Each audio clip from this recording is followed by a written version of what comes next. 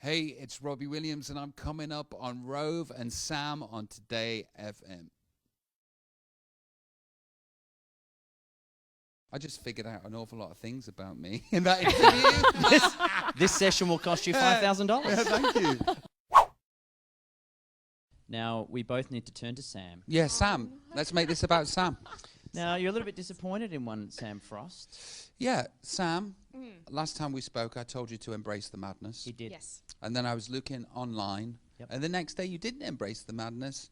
You digitally detoxed, and there was some rumors about you and your relationship, and it made you mad, didn't it? It did, and I lost my marbles.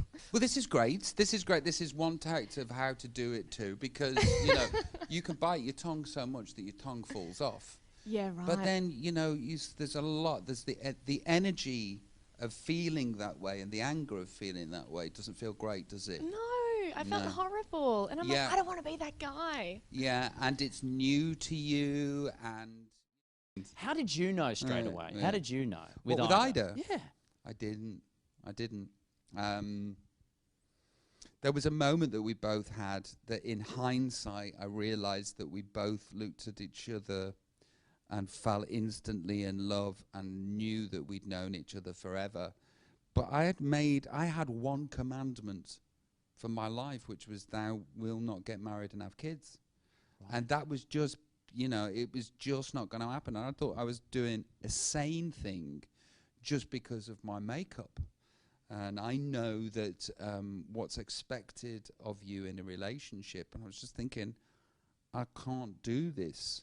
I can't look after myself, so how am I going to look after kids? And I can't keep it in my pants, so how am I going to have a monogamous, I can't even say it, a monogamy relationship. So Ida came into my life on a blind date, and we had this moment, but we broke up 3 times. I finished with her 3 times because, like, I was in love, but I'd made this commandment, and it was, it was like, why are you falling in love with me? That makes you mental. And you're willing to bet on me to be able to do this thing? My God, you must be crazy. But then the 3rd time of breaking up, I just had a light switch moment one evening.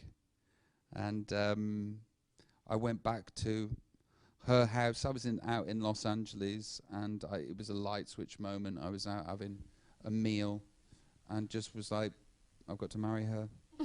And went back, and but then we've been together since, and I've managed to be the person that I'm supposed to be and want to be.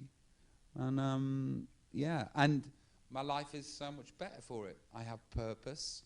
I am loved. I'm in love. We're a team. She's unique. She's so, we've got to the point now where I'll be at home and she'll know what I'm doing. And I'm sort of like, we'll be watching the television and I'll just go like that. And she'll go, her? You slept with her? And then I have to Google that person and show what she looked like in the 90s. Yeah, but 15 years ago, she looked like this. You know. So we have a unique relationship. You and your missus? Yes. Was that a blind date, or what was that? No, it was, we'd known each other for many, many years, and then it just became something of, I was away and just missed her a lot.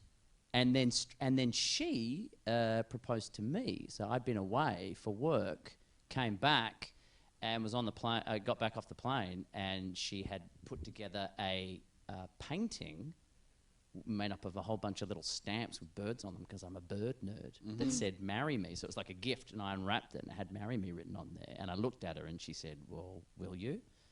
And she just started laughing, and I started laughing, and I said, "Well, you have to ask properly." And so she was, will you? And she couldn't get through it without laughing. Did that emasculate you in any way? No, it was fantastic. And how's this? Right.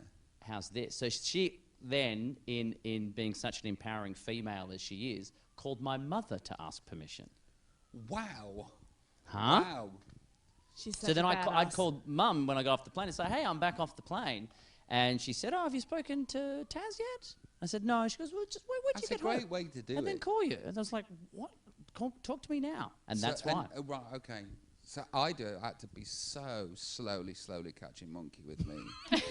I just was not going to get married. Sure. And yeah, even the proposal wasn't very romantic. If I could do it, if I knew what I know now, Yep. who I am, how I can be, what we are together, what we, I'd do it a lot differently. I genuinely thought that by me proposing was me getting on the Titanic. Yeah, right. It was like, I'll do this, but we're going to hit an iceberg and we'll all die. So that's how, that was the kind of... But you're on bended knee when you say it, though. Yeah, but that was kind of the energy that I was going in. I thought, I know this is expected of me, but I know I don't want to do it, because I just didn't rate my chances very much. But I'm going to have to do it all again with her. This time go in properly.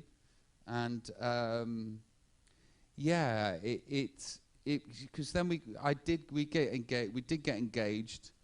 And then she sort of, like a week later, her best mate gave us some like wedding magazines, and she brought them home and she put them next to the bed. And I was genuinely like, "What's that?"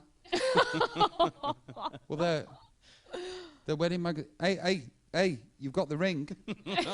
And I was genuinely like that. Sure. I was like, "Hey, listen, you've got the ring. What are you doing with them?" Well. We just got engaged, didn't we? Yeah. Whoa. Yeah.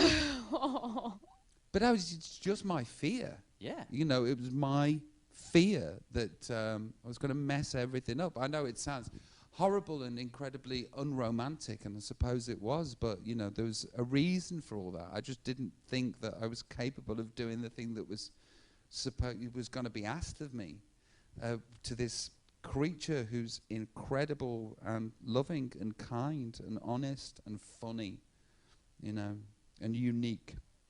But that's why we're together. And I'm talking it through,